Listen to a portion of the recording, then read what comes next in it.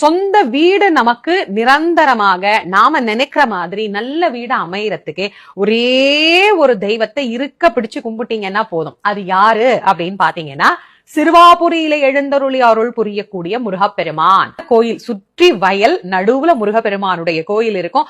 அற்புதமான ஊரு. அங்க போயிட்டு எந்த கிழமையில வழிபாடு பண்ணணும் அப்படின்னா, செவ்வாய்க்கிழமை அல்லது ஞாயிற்றுக்கிழமை.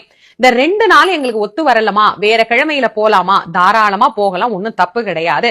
போய் அங்க முருகப்பெருமான வழிபாடு பண்ணிட்டு ஒரே ஒரு திருப்புகழ், மண்டர்பதி குடியேற மண்டசுரர் உருமாற அப்படின்னு அருணகிரிநாத சுவாமிகள் பாடியருளிய சிறுவாபுரி திருப்புகழே இருக்கு. அந்த திருப்புகழை நீங்க பாராயணம் பண்ணணும்.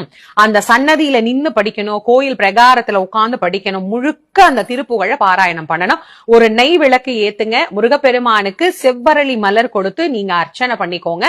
சுவாமிய வழிபாடு பண்ணிட்டு முடிஞ்சா தயிர் சாதம் ஒரு 4 ஏழைக்கு அங்க நீங்க அன்னதானம் பண்ணிட்டு, எனக்கு வீடு நல்லபடியா கட்டி முடிச்சு கிரகப்பிரவேசத்துக்கு முதல் பத்திரிக்கை உனக்கு தான் சுவாமி எடுத்துட்டு வரேன் அப்படின்னு பிரார்த்தனை பண்ணிட்டு நீங்க வந்துடலாம். இந்த பதி குடியேற